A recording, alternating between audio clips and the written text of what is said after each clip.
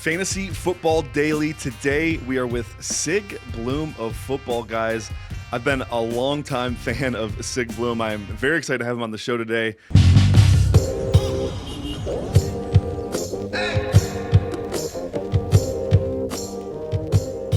Sig, we're doing an ultimate vibe check with you. How are you, sir? Great. I mean, this is the time of greatest anticipation. We should, every day before the season starts, I'm like, when's the season going to be here? When's the season going to be here? But really enjoy the anticipation. You know, I think in life, we talk about dopamine. Dopamine isn't something that makes you feel good. Dopamine is from the anticipation of uncertainty of whether there's going to be a reward or not. So let's enjoy that. You know, we get dug in with our takes, but it's the click, click, click part of the roller coaster.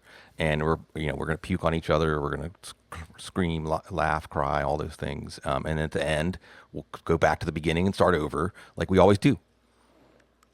I love it. Scott, how are you doing today, man? I'm doing good. Excited to do this show. I got to have the pleasure of hanging out with Sig last week in New Orleans. He got to show me around his great city and what a great city it is. It's, you know, one of those rare cities with a soul that like a New York City has, Paris has. And I don't know that there's too many cities that have that, but yeah, I had a great time hanging out with Sig, and we were in his car and we were, you know, started talking ball. We talked many things. We talked religion, philosophy, politics. We talked ball as well. And we realized there's a ton we're aligned on this year. And it's weird, you know, like usually I have a lot of disagreements with the, you know, major analysts in the space, but no, I tons of agreements with you, with Debro, with Rich Rebar, and it's like, yeah, maybe ADP is just really bad this year. And I think that is the case. I think it's my take was that, you know, I'm shifting the blame to best ball. You had a different take, Sig.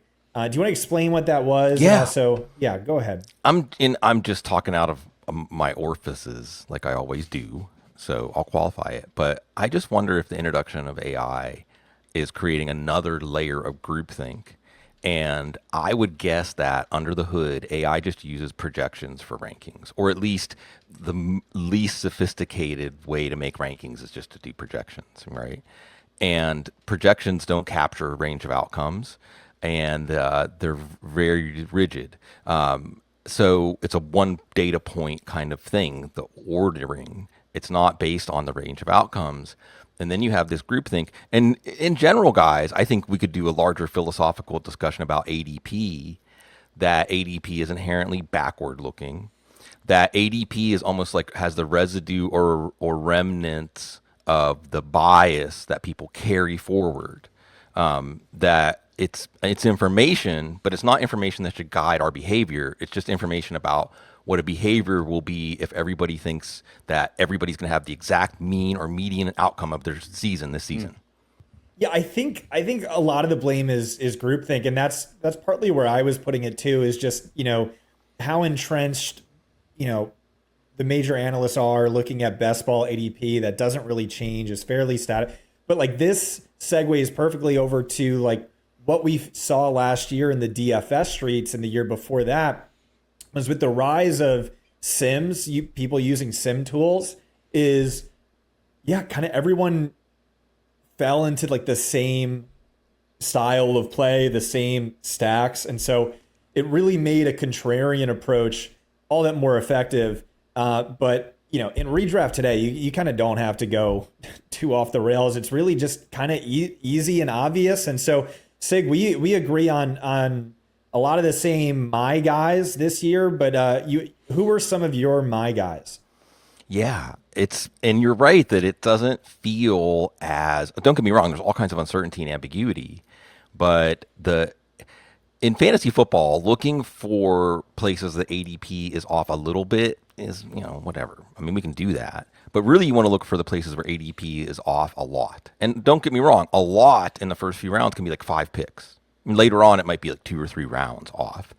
And just starting in the first round, I think James Cook is a player. Like if I draw a second half of the first round spot, I'm looking forward, hopefully, to taking James Cook.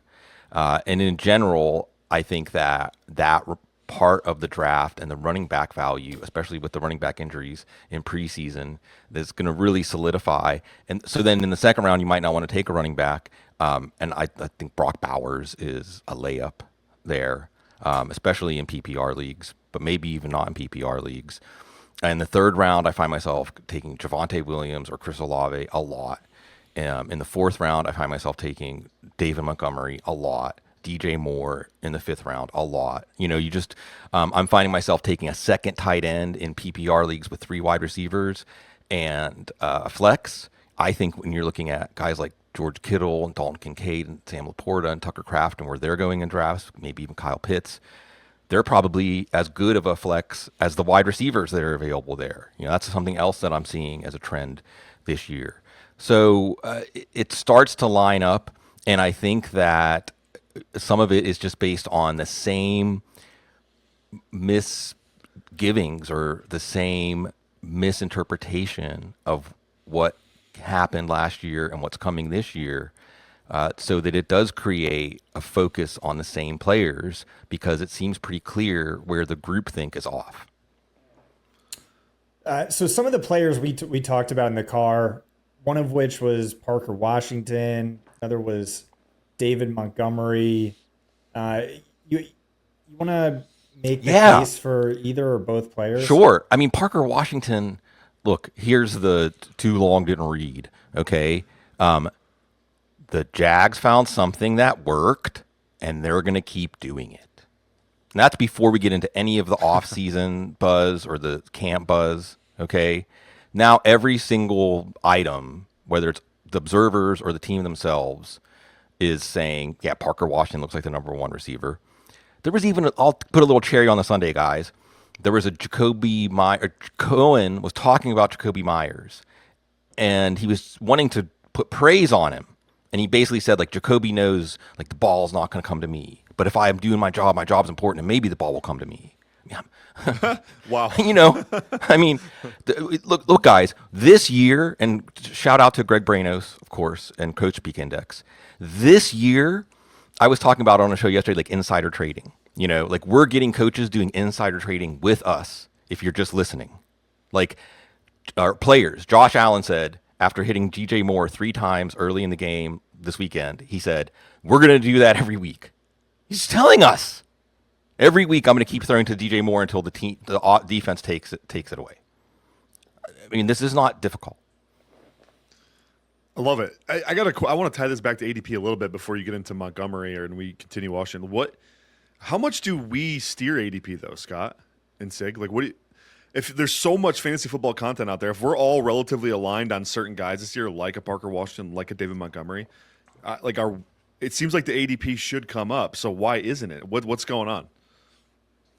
Well, I think that you go ahead, Scott. You want to take that? No, I don't know. I think that's a good question. Every year the Exodias always move up like multiple rounds, but even for these guys who are like steady drumbeat guys like Parker Washington, there's still, I don't know. It seems sluggish. It seems slow. Like there's not a major move up this year. What do you think, Sig? Well, I think that first of all, the default rankings probably drive this to some extent, right? That there are just going to be a certain percentage of fantasy players that, this is part of the ADP data, that are just looking at the order on Sleeper or whatever.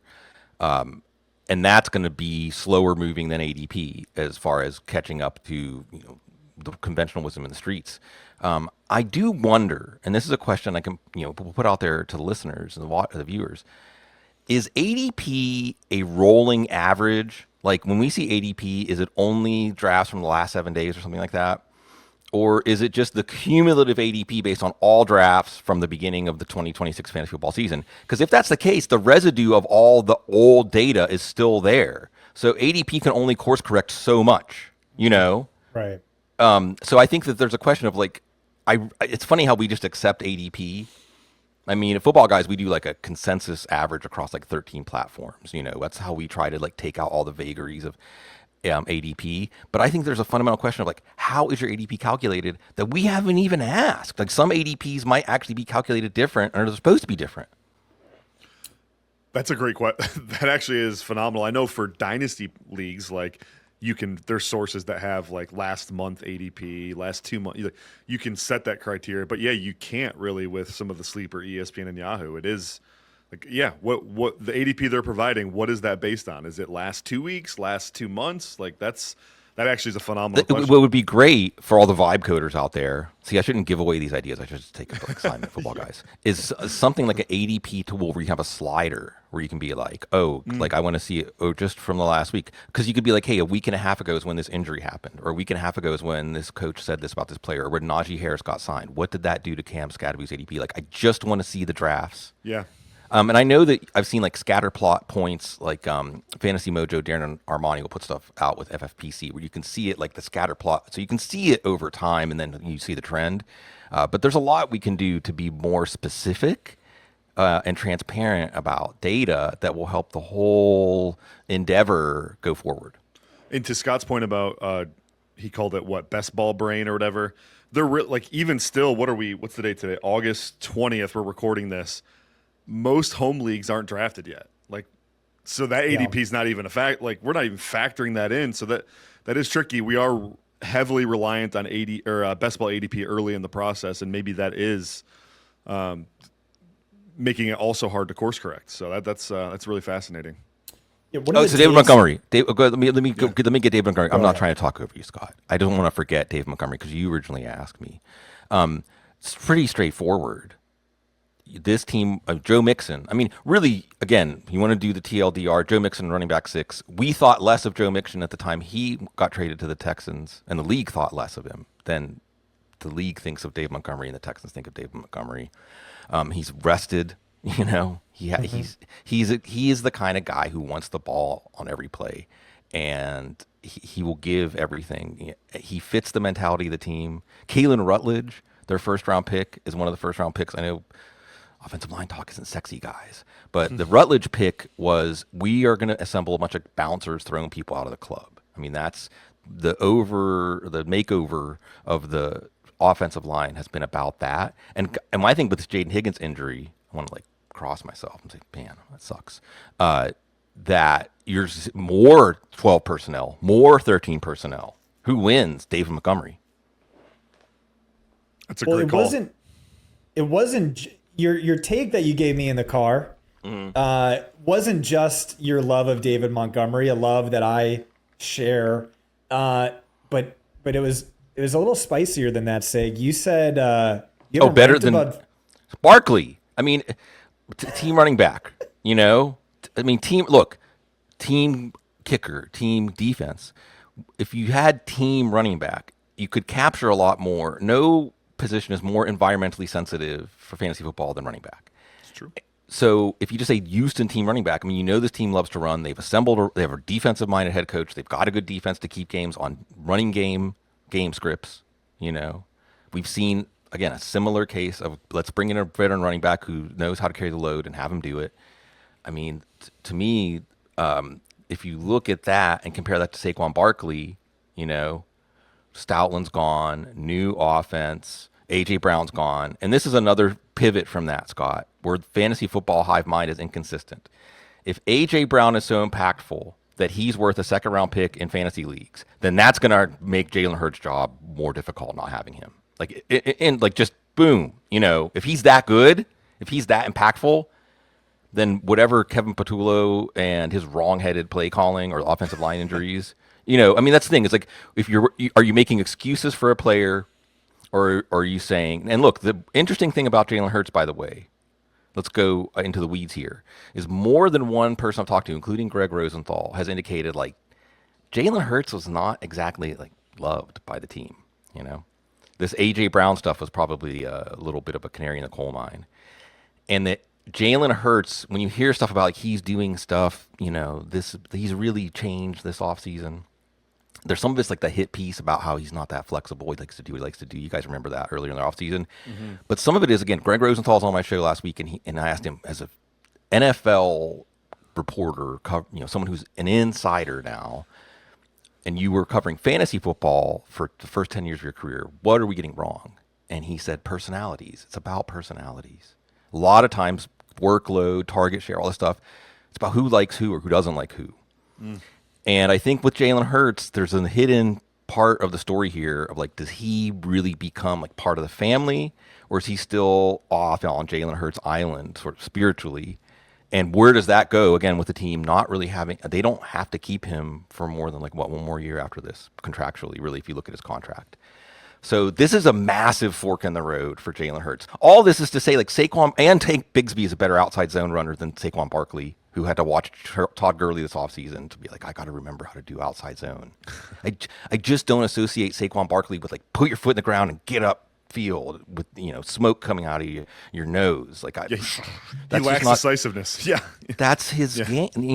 Like he what did someone say? He's like a 2 cut back. He's not a 1 cut back. He's a 2 cut back. So I just think that when you look at all the environmental factors around Montgomery and around Barkley, I mean, I don't think it should be controversial to say that Montgomery is a better fantasy pick than Barkley.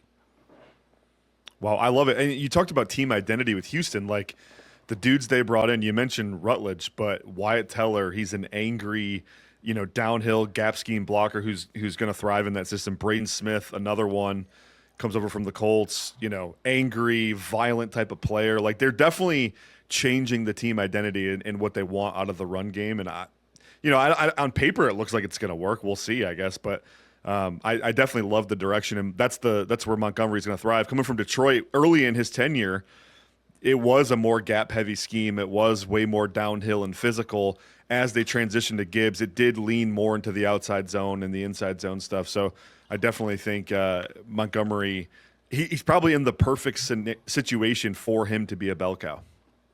Yes. Ding, ding.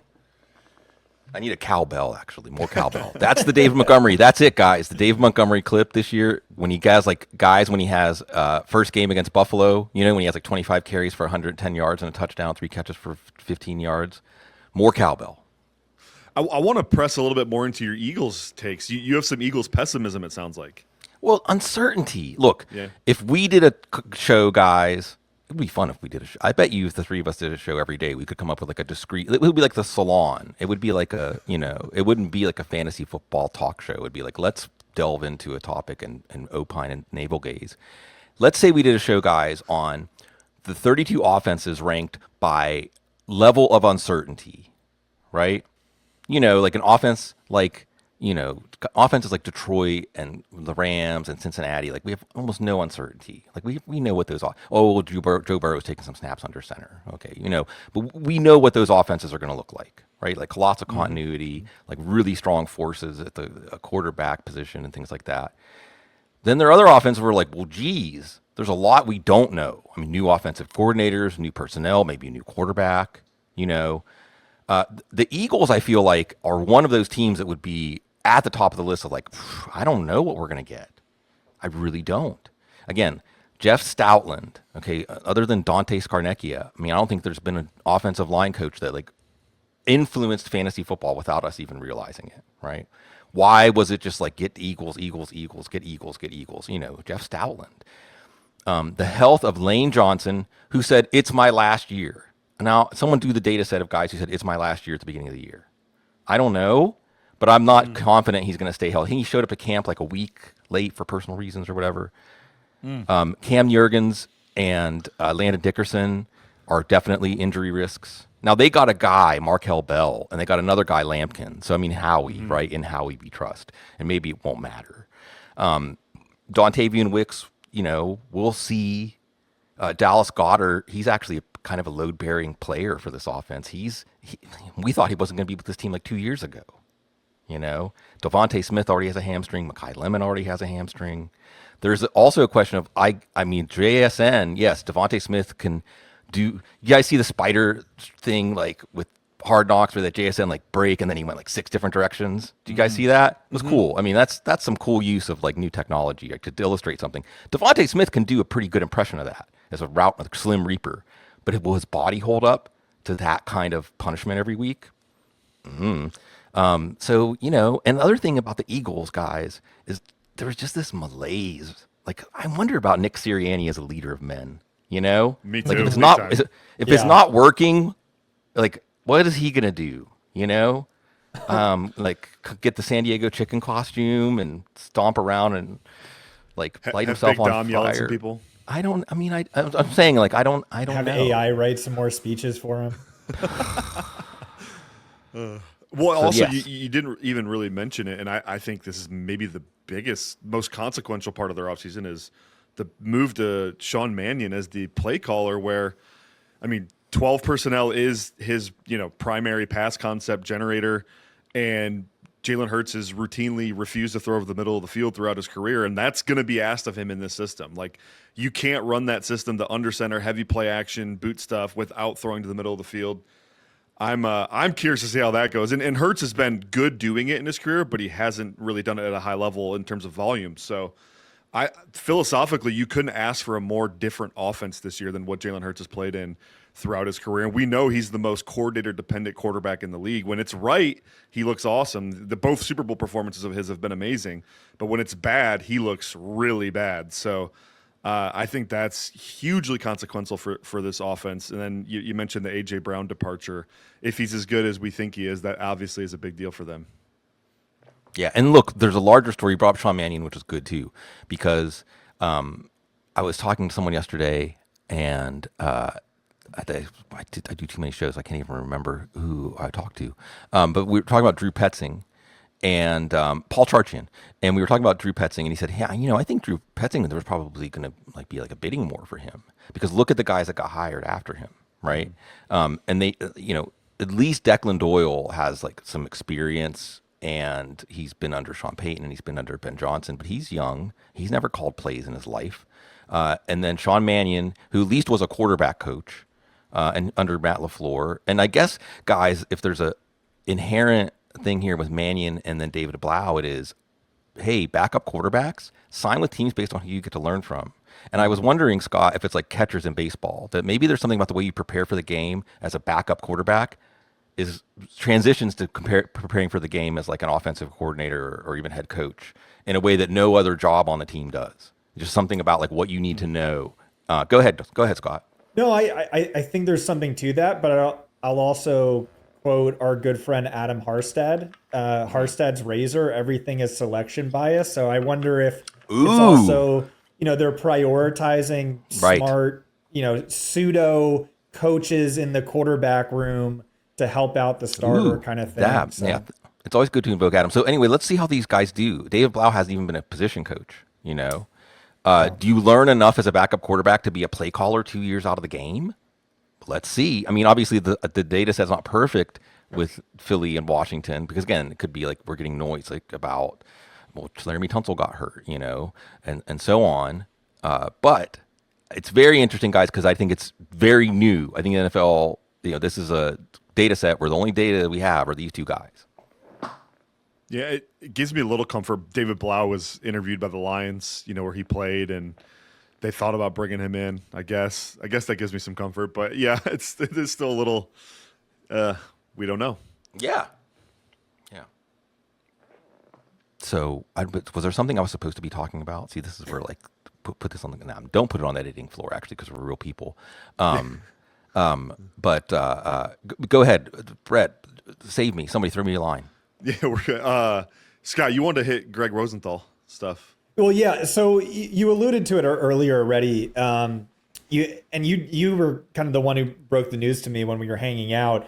So you asked Gregg Rosenthal a great question. You were like, "What are the two things that fantasy people don't know about the NFL world that they should?" And one of which was just like how important and how impactful personalities are, where it's like, yeah, the quarterback actually really thinks that wide receiver is an a-hole, but the tight end's his best friend, and that's why he has 12 touchdowns on 50 targets, and the coach thinks this guy's a knucklehead, and then that's a real factor. But the other one too you mentioned was just how widely underreported injuries are in today's NFL, and so I had this debate with, Gregg leaked it. He's very close to the Chargers and the Rams out there in LA. He has really good sources.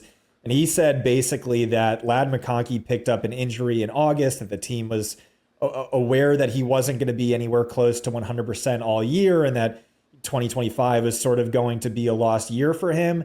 And I had a debate on this channel with Ryan Heath maybe 2 weeks earlier. And I said, listen, I am willing to get on board with you that Ladd McConkey is this year's JSN. I just need an excuse for how bad his 2025 season was, because it was really so bad. It's like, but there's nothing coming out that he's playing hurt. So I have to fade it. And then Gregg Rosenthal leaked that on your show. But yeah, it's not just Ladd McConkey, but it's true everywhere. It's you see it with, you watch the wide receiver show on Netflix. Amon-Ra St. Brown had hand, foot, and mouth disease. His hands were like literally bleeding. His socks were bloody, and like you never hear about that. Baker Mayfield, his entire throwing arm is black and blue. Wasn't even on the injury report. And yeah, so I just constantly wonder, like, how much better at my job would I be if we actually had access to fair, reporting, and like actually knew who was hurt and who wasn't. Like, so many times we just kind of have to guess, or it comes out in February where it's like, hey, I looked like an absolute idiot on this call, but February comes out, oh, he had this, ankle that he played through the entire, winter. And so, yeah, I don't know if there was anything you wanted to piggyback. Oh, there's a lot. I mean, let's go. This is an important topic of the moment, guys, because, okay, let's take the specific case that you're talking about, Ladd McConkey, where he was hurt in camp and was kind of just known that, oh yeah, this is going to be a lost season for him, or he was never healthy. Maybe they had hopes and it just didn't happen. And this is happening more, whether it's a preseason injury or never really getting fully healthy from something the previous year or something that happens during the season, where, and if you pay attention, you'll even hear players like Chuba Hubbard last year, I think, came back after 2 weeks, which was enough to eventually lose his job to Rico Dowdle.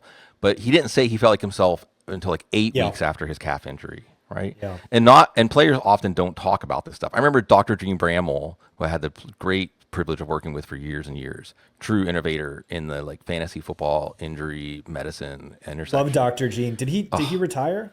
He retired from Football Guys because he needs to save the world and he's capable of it.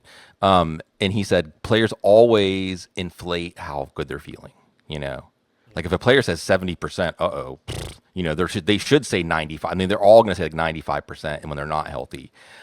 So even that players talk about, it's kind of taboo to talk about how injuries are affecting you. And I think what that creates is, with all these different injuries that have been reported, and we do have specific information, so let's just isolate it, guys, to the injuries where like he'll be ready for week 1. Because if guys are returning to practice, that's reassuring. But the he'll be ready for week 1 guys, Luther Burden and Breece Hall and Kyle Monangai and so on. Here's what I can tell you. In general, players are as healthy as they're going to be in week 1. Okay. And it's just all downhill from there. So we already know that these guys might be playing because they're fully healed from the injury, or it might be because, well, this injury is going to, like, you have to play with it, and we're going to let it rest, like Emeka Egbuka's toe. We're going to let it rest, but when the season comes, we got to win games, and you're going to be out there. And I can tell you this, not many stories start. He had a career year after he missed the last 3 weeks of training camp with an injury. Now, some stories that are about a bust start. He had a training camp injury and just never went off. This is why even like Jayden Higgins in a dynasty perspective is like, just because we're looking for similarity. I'm not saying, correlation is not causation or anything like that.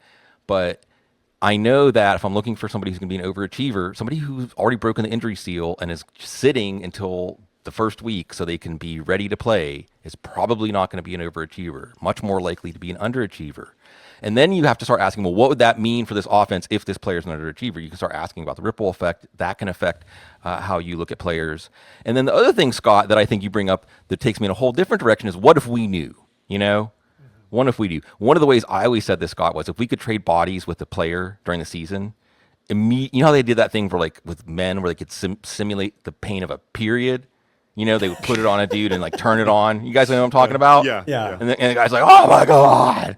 If you could do that as an NFL player, like you're trading bodies with an NFL player, like you're getting their sense data, you'd say these guys are crazy. Like I can't even get out of bed. Yeah. And he's going to play a football game on Thursday night or whatever. I mean, there are all pro NFL players in the league today, right now, who say it takes them 45 minutes to get out of bed because they're in so much pain. Their crazy bodies and they're in your inflamed. lineup on Sunday. And I think Scott, I think what it would emphasize to us is who can play effectively through pain and through injuries that limit them and have forced their bodies to adapt during the season to like not full capacity, and who are players, the sports cars, right? Like who's like the Jeep or the pickup truck, from like the 1950s that you could probably like fabricate apart in your machine shop if you needed to.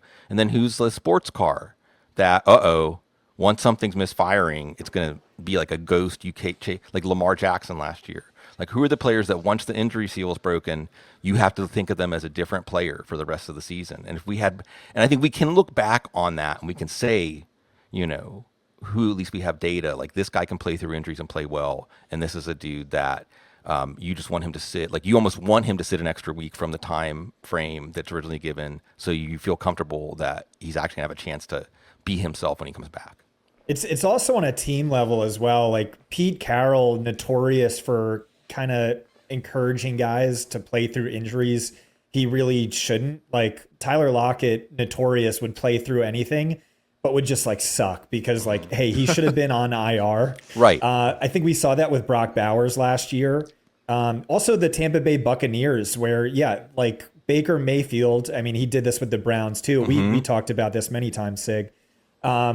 He should have, sat, but also Emeka Egbuka, he suffered an injury where every injury expert in the game, Jeff Mueller included, said, hey, he needs to sit maybe 2 or 3 weeks. And if not, then you're doing more harm than good because, you're not allowing the body to actually heal from that injury. So instead of, missing 2 games and then popping back at 95%, he's just going to be 60% for the rest of the year until he actually sits.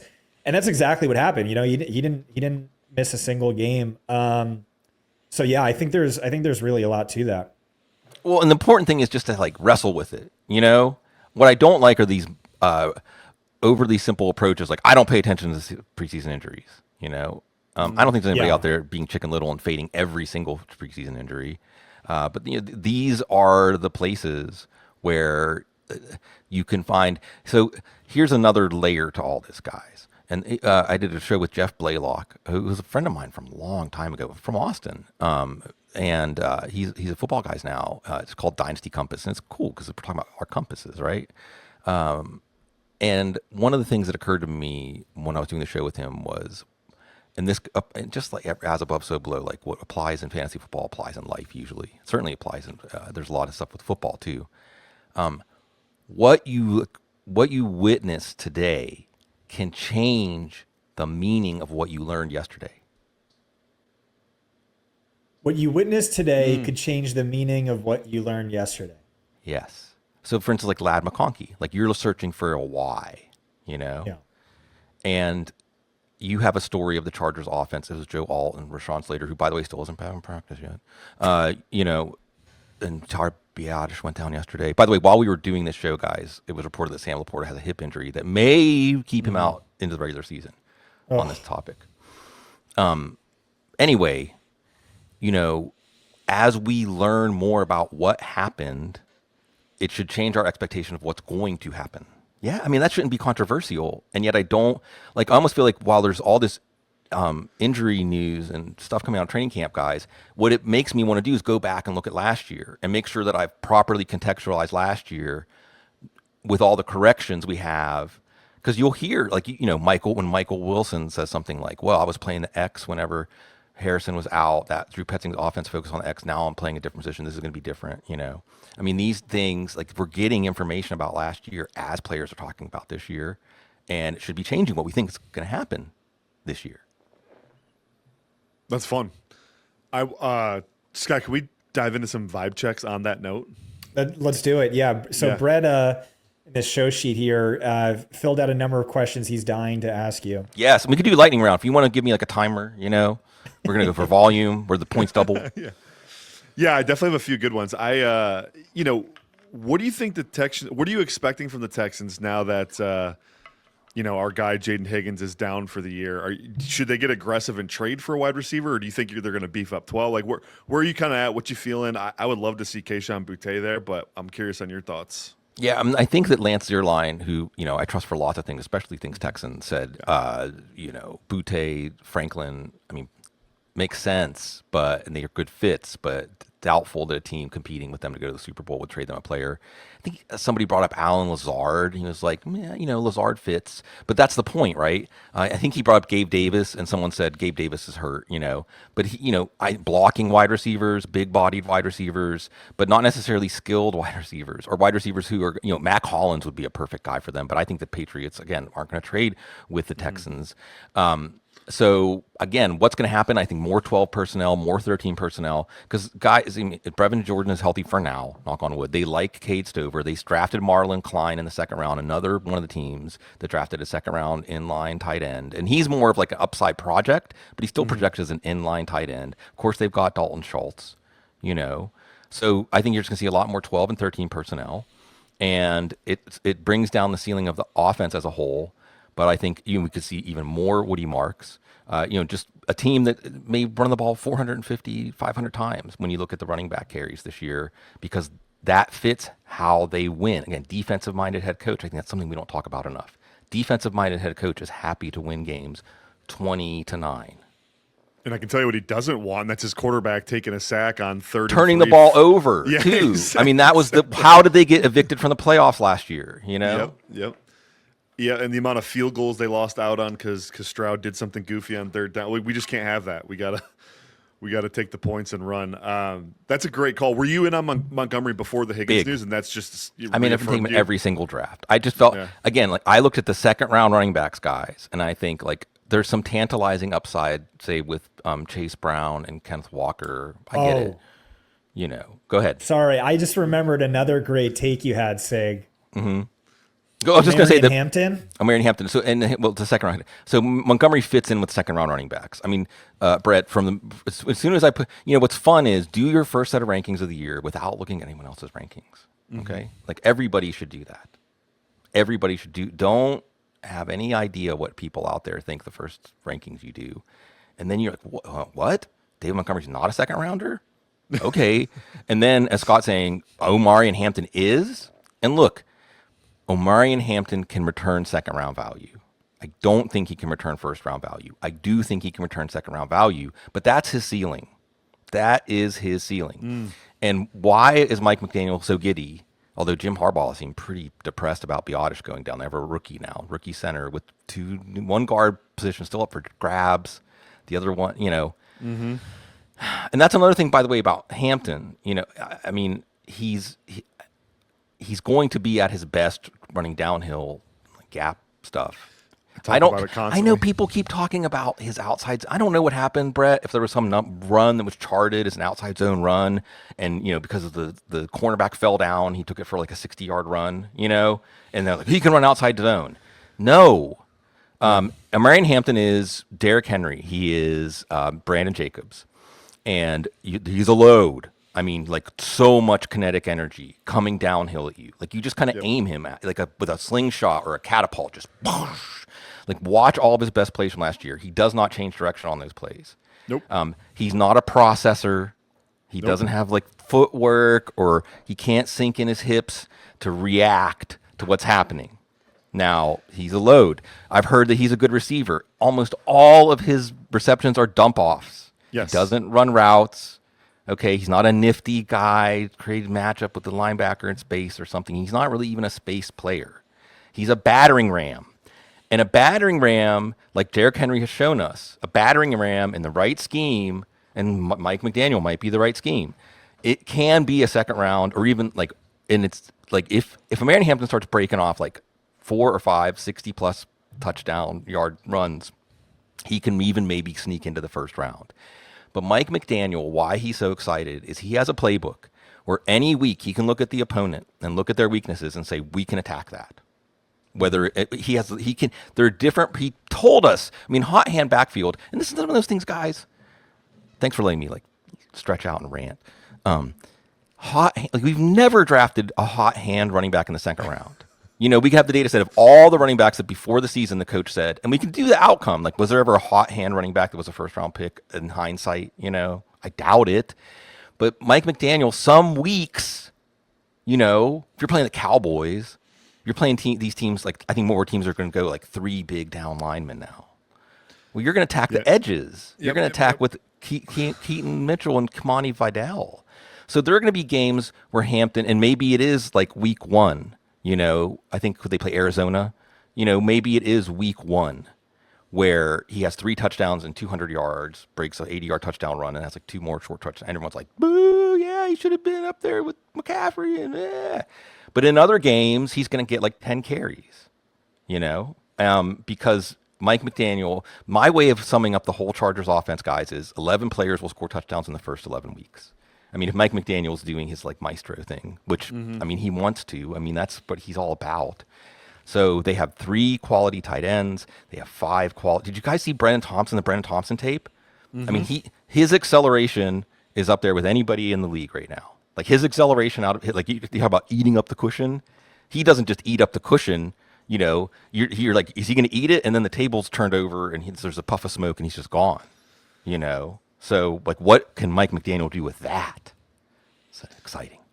It is exciting. That was such an elegant way of describing the Hampton conundrum, because I've been all over it. Scott will attest. I think he's one of the worst picks at ADP by a lot. And I mean, how can you take him over Derrick Henry when Derrick Henry proved he's Derrick Henry? Omarion Hampton hasn't even proved he's Derrick Henry yet. Yeah. I mean, it's just, it may work out. I mean, fantasy football has a wide range of outcomes, but skill set wise, Hampton is like a younger, juicier version of Montgomery, just in a way worse situation for that skill set.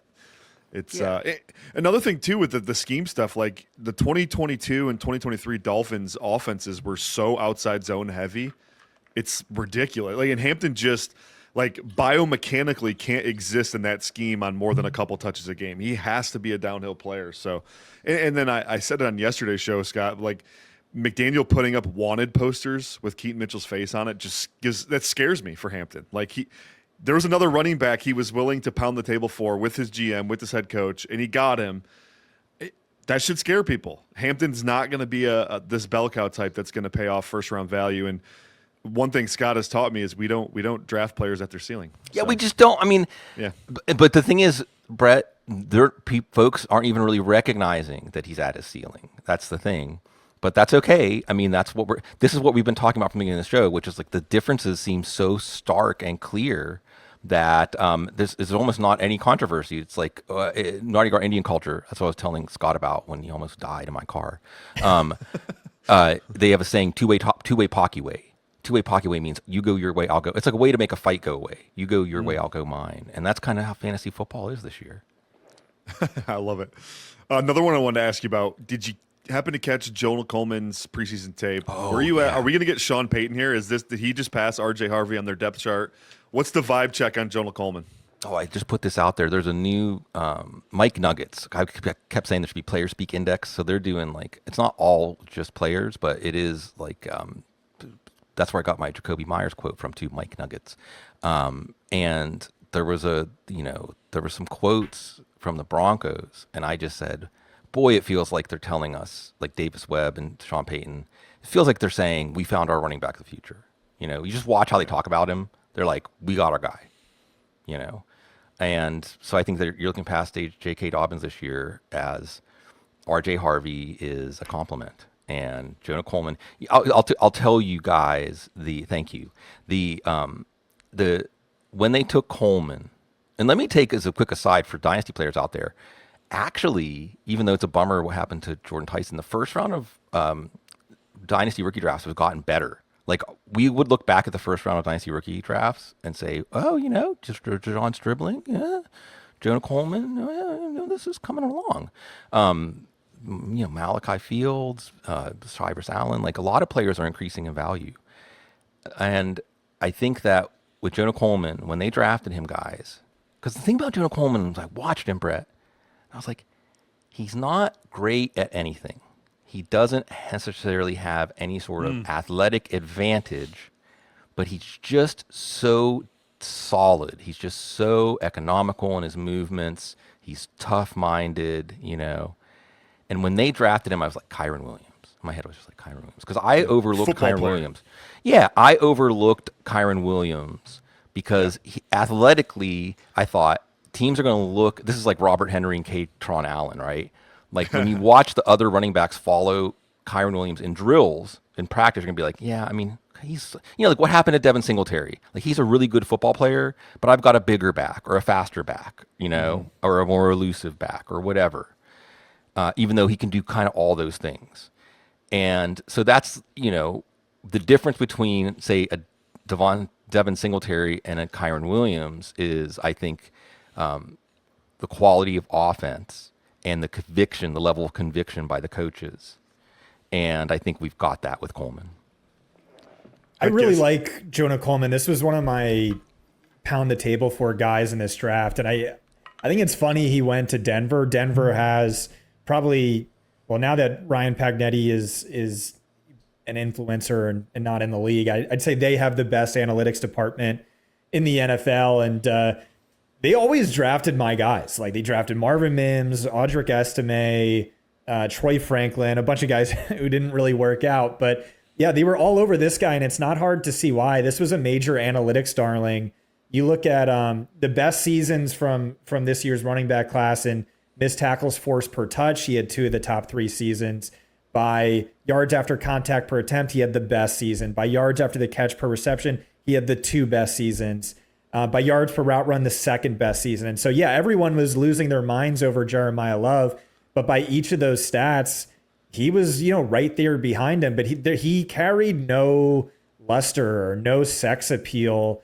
And it was just like sort of confusing to me. And so, what is the situation he falls himself into now is J.K. Dobbins is the most injury prone player of all time, or at least, I can't think of any player, certainly not being drafted in the first 15 rounds, who's missed more, a higher percentage of possible career games than J.K. Dobbins. And then you have RJ Harvey, a player who Brett and I were both really high on, but, largely was awful last year. And that was like shout out to Zach Swales, one of our charters. That was something he made note of in his weekly column, notes from a charter, just how there were massive holes that J.K. Dobbins was hitting and having great success with. And then, when Harvey got the same hole, he was tentative, or he didn't run, he wasn't running to the right spot. And yeah, he just kind of really struggled. And so Jonah Coleman also, by the way, profiled as more of a bell cow, as a really good underrated pass catcher as well. So there's a real pathway to success for a Sean Payton offense, which, historically up until a couple of years ago was always phenomenal for fantasy running backs. The Harvey stuff is spot on, Scott. Like his tape last year was alarming at best. Yeah. I mean, it really, and I was the biggest RJ Harvey truther as a draft prospect, so I'm eating L's every day on that one. But I was really alarmed. And running back's not a position you get a lot of developmental runway. They're pretty much they are what they are when they come out. Maybe some pass pro gets fixed, and So I'll actually push back on that. I think after year 2, I think you need 2 years because Christian McCaffrey, Le'Veon Bell, David Montgomery, I'm not all talking guys from who a struggled production standpoint. Not talking from a production standpoint. All right. I'm talking tape skill. Fair. Like the skill set that they have is usually coming out is usually what they rely on in the NFL. Like minus some very specific examples. Like I give the Jahmyr Gibbs comp. Like he wasn't an outside zone heavy player coming out of Alabama. He had to learn that part of his game, learn the vision, the timing, the pace. He did learn it, but it was rough his first couple of games in Detroit. So, but yeah, typically it's you don't get a lot of guys developing. So I don't know that Harvey's gonna get a ton better than he is, and I think there's a real opportunity here for Coleman to pass him up. So, well, and I got to move him down in my dynasty rankings. That's pretty pessimistic. Sig, do you got time for one more? I'm comfortable. Let's ask. You got me, so ask me everything you want to ask. Awesome. Let's do I hate the way I'm going to phrase this because I'm going to make it sound like it's a good thing Jordyn Tyson got injured. It's not. I'm very upset that Jordyn Tyson got injured. However, what is your feel and vibe for who's going to be the major beneficiary? There's a lot of ways this could go. They could lean heavier run game. They drafted 3 receivers, so does another rookie step up? Yeah. Is it more 12P with Oscar Delp? Or is it simply just we've overlooked Juwan Johnson forever and he's just going to do it again? Where are you at? Kind of all the above. I mean, and the reason I'll say kind of all the above is Saints have an outstanding offensive line. And with the Coleman stuff, this gives me an opportunity also. Like, again, teams don't lie in the draft. What teams do when they hand in that card is telling the truth about what they value, and what they think about their team. And when the Broncos, someone could have not watched RJ Harvey's tape at all and heard that Jonah Coleman went to the Broncos in fourth round and say, oh, they must not like Harvey that much. And likewise, when you see them go with Jordyn Tyson and Oscar Delp and Bryce Lance, and they go out and sign David Edwards to like the one hole in the line, Barry Brown too. Yeah, and they got Barry and Brown in like the sixth round. Yeah.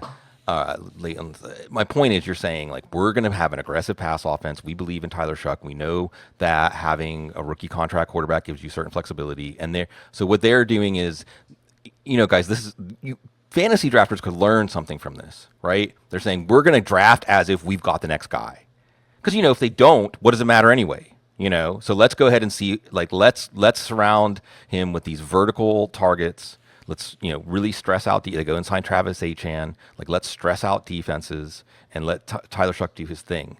So I think that the fantasy community in general was way too low on the Saints offense. And if Tyson had stayed healthy, because let's be clear, Nick Underhill, who's one of the people we respect the most of all the beat writers out there, when Nick Underhill's like, he's spectacular, he's just amazing. Like, there's just people gushing about him. That Tyson has it. Matt Walpin said it is integrated technique. I don't actually know if Tyson has that yet. But the point is, he was going to be an impact player, and he may still be an impact player this year. I think if you take him away, you still have enough players that they can still be a very aggressive offense, and players that have chemistry with Tyler Shuck already. So let's step through this. Chris Olave, second half of the year last year, projected to like 100 catches, 1,400 yards, 7, 8, 9 touchdowns. I mean, first round wide receiver numbers, late first round wide receiver numbers. So in the second round, if you can't get Brock Bowers, that's a nice consolation. Now, Devaughn Vele, again, the coaches are telling us, guys, Kellen Moore said earlier in the offseason, I was thinking I should have gotten Devaughn Vele the ball more. I mean, that's what he said. He said that. It was keeping me up at night thinking I should have thrown to. And Devaughn Vele, catcher on the moving train with the rookies, he was traded to the team mid-season. I think they traded a third or fourth round pick for him. They liked him a lot. And Vele already produced numbers with Shuck before he got hurt last year.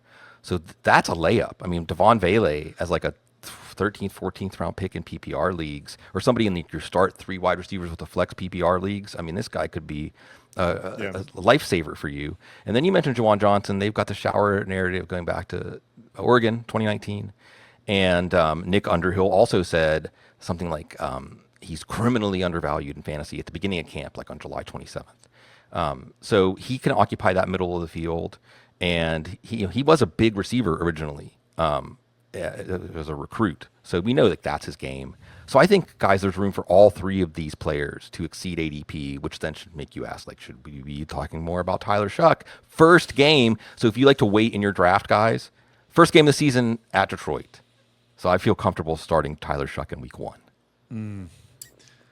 Scott, where are you at on this? Because I know you're a Vele guy, right? Those final 4 games with Shuck is something that impressed you. Where are you at? This is one I feel like I'm still trying to figure out. Devaughn Vele, his last 3 games. So it was like right after they traded Rashid Shaheed, before he got hurt, or up until like he got hurt, I think fourth quarter in that last game, he had the exact same amount of targets as Chris Olave. He had more receiving yards than Olave or any other player on the team. And then even Juwan Johnson, he really feels like a player we're sleeping on, and I'm sleeping on. He from week 7 on, he ranked top 20 among all players in receiving yards, had more yards per game than Colston Loveland and T. Higgins and guys like that. I feel like there's a lot of upside here, but it's also, I have Chris Wecht, our projections guy, in my ear. Like, this is a closer to a mid-range wide receiver 1 than where I have him ranked. And I'm like, I don't know about that because, again, he fell into a sort of perfect situation last year where there was no one else, a ton of negative game script. Tyler Shuck, looked great at the end of the year, but it was also the softest strength of schedule in the second half last year. And it's, you have coach speak coming out that Chris Olave, they want him in more of a, lower target per route run, higher depth of route sort of role. I know we've talked about that a few times, Brett. I'm sure they phrased it just like that too, didn't they? So we've talked about, but it's also like, let's not lose sight of who Chris Olave was before last year. This was an injury prone player with like severe Tua-esque concussion risk. This was also a guy who on a per route basis never really distinguished himself from Rashid Shaheed, with Clint Kubiak as the play caller. It was as close to a 1A, 1B as it gets. And we're not drafting Rashid Shaheed until round 17, if that. And so it's just like, I feel like I've struggled to articulate it. And like, maybe that's just because this is a bad argument, but and I'm really not a gut call guy, but something here, it feels like a gut call. Like, I'm not that bullish on Shuck. I'm not as bullish on Chris Olave as it seems everyone wants me to be. Juwan Johnson's fine. Is he a league winner? Probably not. I uncovered something crazy in the data suite the other day with the Saints offense. Uh-oh. Only the Titans, the Raiders, and the Jets ran fewer plays inside the 5. Oh, interesting. Tyler Shuck threw 3 passes inside the 5-yard line last year. Well, he also ran some in, right? He had 3 dropbacks. 2 he scrambled, and then 1 he threw. It was an incomplete pass. Spencer Rattler in the games he started had 7 dropbacks inside the 5, and then they were like bottom of the league in rush attempts inside. Like they literally ran no plays inside the 5 last year. Only the worst teams in the league ran less, and so like all these guys could be due for some positive touchdown regression. To be honest with you, if this offense in year 2 is ticking a little bit better than it was last year. Well, certainly Juwan Johnson is. Like I said, top 20 in receiving yards week 7 on last year, and only 2 touchdowns to show for it. So, yeah, hey, I missed that. That's a good poll. Certainly a stat that lends itself towards a positive regression to the mean, perhaps counterbalancing my point regarding the pillow soft strength of schedule. Sig, so Brett just snuck in his last question. I'm going to ask my last question, and then I'll let you ask your last question like you do on your show. I want a vibe check on the Tampa Bay Buccaneers wide receiver room. Where are you at on that? Because Mike Evans is gone. You have Emeka Egbuka. Ben Solak thinks is going to or very well could lead the league in receptions this year, playing the Zach Robinson Z. You have Chris Godwin, who the last time we saw him fully healthy, he ranked behind only Jamar Chase in fantasy points per game. You have Ted Hurst, who's like a training camp darling, and I hated this year's rookie class. And this was one of the few guys after round 1 I found myself getting excited. You have Jalen McMillan, who's flashed when on the field. And so I would love to get your thoughts. How much upside do you see overall? Do you have a favorite target here at cost? Yeah, no, it's a great topic. And I think that the bottom line here is the Tampa offense is underrated. Okay. Everything went wrong for this offense last year. Everything. Oh, yeah. And Brett, you brought up, Scott, you brought up Baker Mayfield and that injury, the arm. I mean, Baker Mayfield got so beat up in week 7 against Detroit. It just changed the season for this team. He had multiple injuries coming out of that game. He couldn't move. He couldn't throw the ball comfortably. I think like little by little they cleared up, and then he started getting more injuries. They had a ton of offensive line injuries, like leading to the Baker Mayfield injuries. Chris Godwin wasn't himself maybe until the end of the year. Jalen McMillan missed half the year and wasn't himself until the end of the year. Mike Evans missed a bunch of games. Egbuka got hurt during the year. It was just, Tez Johnson played some. He's a rookie, so everything went wrong. Okay. And hey, just real quick, this is one of my favorite stats, Sig. Yeah. Baker Mayfield was on the practice report listed with an injury 11 times last year with foot, toe, biceps, knee, oblique illness, shoulder left, and shoulder right injuries. From the Netflix show, there's a picture. Maybe we can get it on the screen here in a minute. of his arm just totally black and blue. Yeah. He was not on the injury report that week, hilariously. Right. That was one of the 11 weeks he wasn't on the injury report. And Tristan Wirfs is back at practice. He's missed practices, I mean, that's important. And I would say this. I was in on Egbuka in like the late third because I think he was a good answer to like this, one of the biggest, most likely this year's JSN, which is, I mean, there was just a lot of talk about he's going to be back in the Z. He's going to be moving around. He was in the X when Evans was out. He's not a natural X, and that's just how things go. But he's the kind of guy that, Egbuka is so very, his execution is just like, guys, there are certain receivers, and I'm going to totally bloom him when I say this, but there are certain receivers that you almost like Larry Fitzgerald. You didn't even have to watch. Like once the ball came into the frame and you saw it was Larry Fitzgerald, you're like, oh, that's a catch. You didn't even have to really watch him catch it. Like, that's a catch. Egbuka is just that kind of dude. He's not the most physically impressive as far as like his burst out of his stance or breaking someone's ankles in a route or hanging in the air like, Michael Jordan, but he just makes the play. And Baker Mayfield is a very aggressive quarterback. He's exactly the kind of quarterback we want for fantasy football. This toe thing, though, I mean, it just makes me say, like, I know better. And then you say, well, what then? And the good thing is, all these guys are cheap. Godwin is cheap in a PPR league. I'd love him as a third or fourth option. Jalen McMillan is cheap. He's back at practice, guys. He had a knee injury earlier in camp. Jalen McMillan, some reporters, Pewter Report, by the way, is one of the longest running independent team sources, and they are very reliable. And there was Scott Reynolds, a dude who showed me around the Senior Bowl, and they said McMillan has actually even been more impressive than Egbuka in the spring, and then this summer you're hearing Tez Johnson's even more impressive this summer. So they got, and then Ted Hurst is doing enough that they're saying like he's coming along, and Ted Hurst is a dude who can hang in the air like Michael Jordan. Ted Hurst is a dude. They said when they drafted him, like, don't think that we had to have a Mike Evans type as our X. We can have other types of X's too. And Jason Light's track record drafting wide receivers, guys. He's the new Steelers, Wow. So I just think you want to dabble in the cheap, McMillan, 11th, 12th round, Hurst, 14th, 15th round, Tez Johnson, waiver wire, speed dial, because this offense is going to outproduce expectations. And then with Vita Vea back in the fold, and I love Ruben Bain. He might be my favorite player from this draft class, guys. Like, I love and then Baker Mayfield playing, everyone disrespected me. My own team disrespected me. I like this team as like an outside Super Bowl shot. There you go. Put it out there. Hey, I love it. This is really one of my favorite players in the league. Baker Mayfield, there's no more got that dog in him player maybe ever, or since the days of Steve Smith, we'll say. You know what I'll say, Scott? Belief in self. Yeah. Believe even more than Jalen Hurts. You talk about overcoming the odds, like Han Solo. I got Star Wars on my watch Return of the Jedi last week. Don't tell me the odds, like that's Baker Mayfield. And he's come back from the brink. He's come back from the death scene so many times already, How can you bet against him? So true. All right, Sig, did you have a question? Yes. Okay, for both of you. Yeah. I'll ask you first, Brett, to give Scott some time to think about it.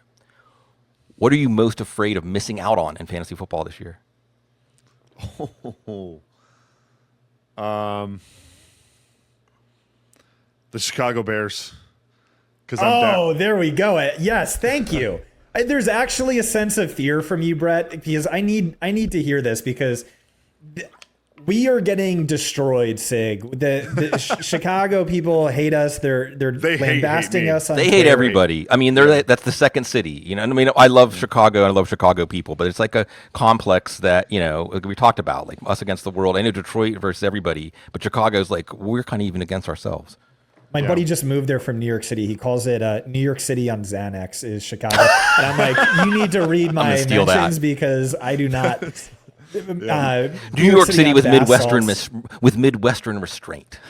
Yeah, and so like if you look at Fantasy Football Daily listeners, it's a ton of in the Northeast, well populated in Texas. All of Illinois is just zero. We have zero Chicago listeners. They hate Brett. They hate and it's like I could see a world where they go nuclear. Like Caleb Williams, I know Brett wasn't as high on him, but you had anonymous scouts and GM saying he's the best quarterback since Andrew Luck. You have Ben Johnson, who I firmly believe is like the GOAT play caller. Like, sure, Kyle Shanahan's brilliant, but like this guy divorced his wife and moved into and sleeps in his office every night. He actually, I don't think he divorces. Don't hold me to, but he's like, he's a big time Family Guy, Scott. He's not going to appreciate that. I'm sure. Yeah. Just like a psychopath who's a driven genius. And he's saying like flat out, I want to this year break the Denver Broncos record for most points per game. You have Colston Loveland, who I think is like already a fringe top 3 tight end in the league. I don't love his cost in fantasy, but I love the player. I'm very bullish on Luther Burden. And so, yeah, even if Caleb Williams has his flaws, we just tweeted it out today. I thought this was a great stat. The second worst catchable throw rate from a clean pocket over the last 2 years. He's not been the most accurate quarterback, but he is a great coach, and quarterbacks develop. And there's really a world where you get absolutely buried, Brett. And I feel like your punishment should be you have to buy a Caleb Williams jersey and wear it every day on this show for a full year. I wouldn't do it for a full year, but I would be fine with that because I don't root against players. I root for myself to be wrong. Like, I'm not a Caleb Williams believer. I want him to prove me wrong, though. Like, I'm not anti-Caleb Williams as a person, So, Brett, when you said the Bears, like, just talk a little bit more about, like, why that's what you said. Yeah, because I'm not a believer in Caleb Williams. I think he's a very flawed quarterback, and I don't think we've seen the improvement people are claiming we have because of the strength of schedule last year, because of the fact that, a lot of the situations he had to pull out these late game heroics, and they were in the situation they were because of Caleb Williams. No one wants to admit that, whether it was, inopportune turnovers or just simply not being able to run a functional offense because he can't, complete a check down on 3rd and 3. I mean, it's truly a problem.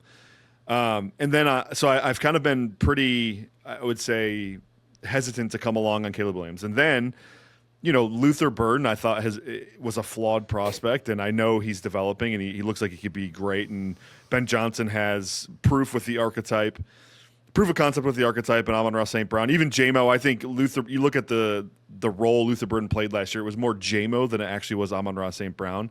It does feel like more Amon-Ra type stuff is coming this year, but either way, the proof of concept's there for both of them, so maybe he develops, and then Colston Loveland is a guy I'm really high on. But as a whole, I've been lower on this offense just because of the division they play in. I think their schedule is significantly harder this year, and I don't believe in Caleb Williams to take that next step. Or at least he hasn't shown me anything that suggests he will. So I'm very just like meh. I don't think I have many shares of any Bears players. I'm just very meh. But I realize with the raw talent Caleb Williams has, with the play caller they have, with some of the, Colston Lovelands and a step from Luther Burden, like they could take a giant step forward. I'm just probably going to miss out on it if they do, because I don't have any of these guys. Yeah, I think that when I first approached the Bears offense, and I agree with you about Caleb, when I went back and watched Caleb Williams year 1, I panic sold Rome Odunze for A.J. Brown. Because I was like, geez, these guys are just not on the same page, and this is the quarterback he's going to have for his whole rookie contract, It's like, oh, this is just like queasy, And it didn't get that much better as a downfield passer. We had the DJ Moore issues. Mm-hmm. And then I looked at ADP coming into this year, guys. I love to look at ADP on a team-wide, like just look at the ADP of the whole team together as one message or one piece of information.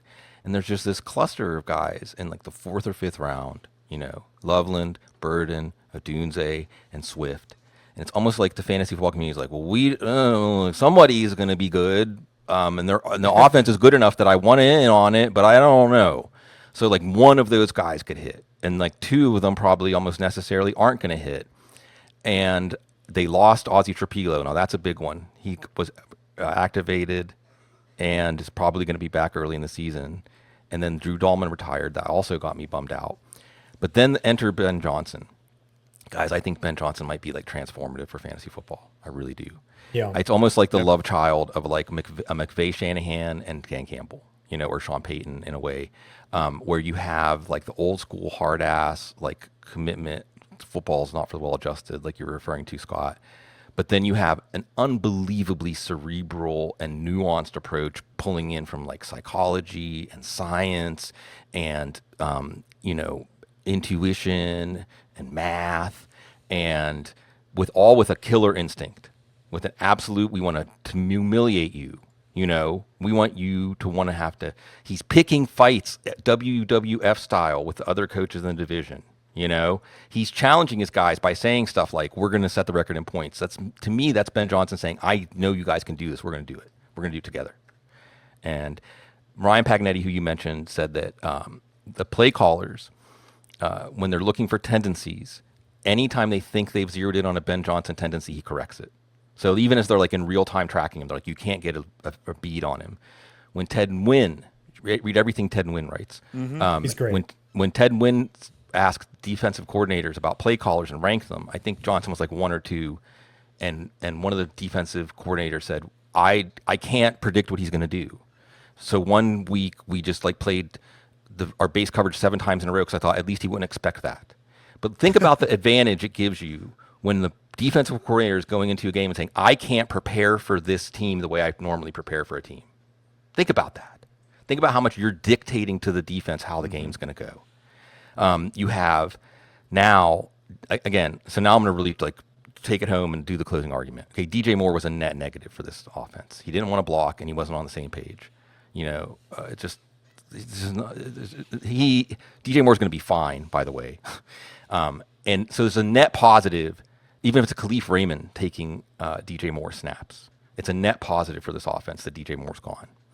That's why everyone was so surprised around the league that they got a second round pick for him. Then you have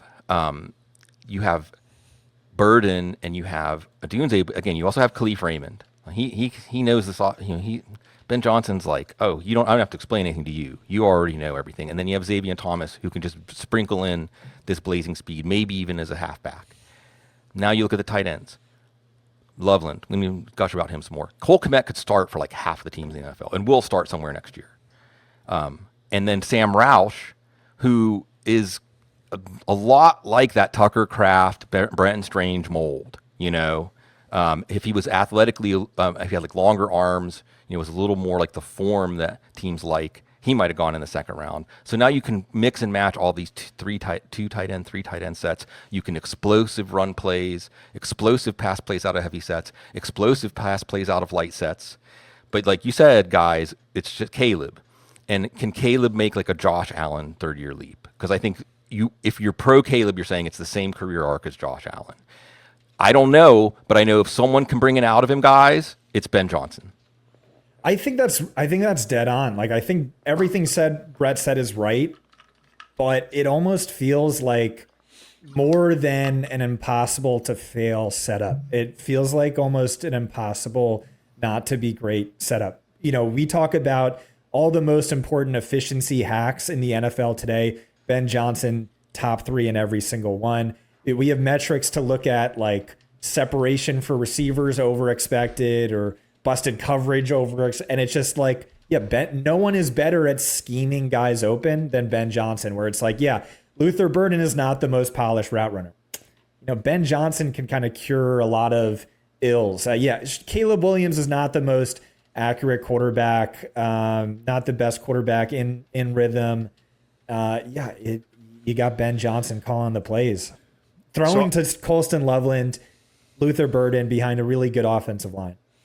You guys don't make for good therapists because I told you I was scared of missing out on the aversion therapy. Aversion therapy. Go into your fear. Go right into the heart of that. For the fear, the answer lies at the heart of the fear. Okay, Scott. You can't say Bears. What are you afraid of missing out on? I don't know. I was gonna say Bears, but I guess that's not a good answer.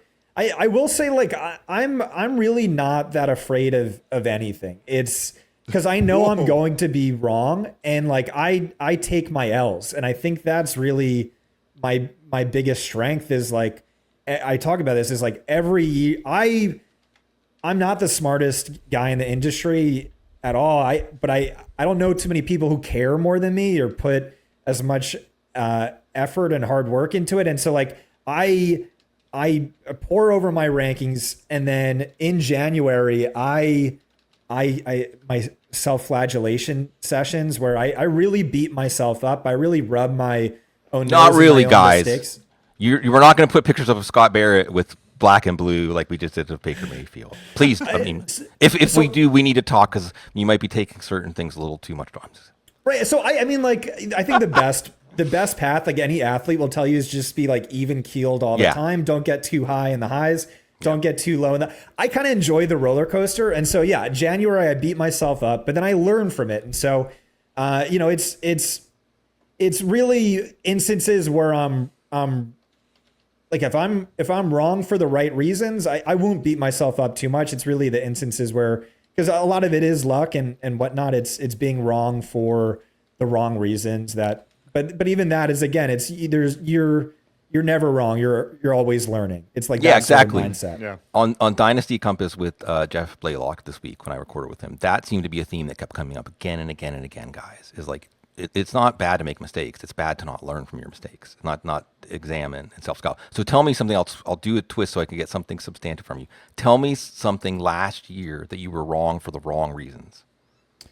Ooh, that's a good question. Well, it's actually funny. I've been looking back over last year's Exodias, and the one that stands out as the worst Exodia call of all time, that's what the subscribers say, was Kenneth Walker. And so I have my theories on why I was wrong about Kenneth Walker, but I'd like Share to them.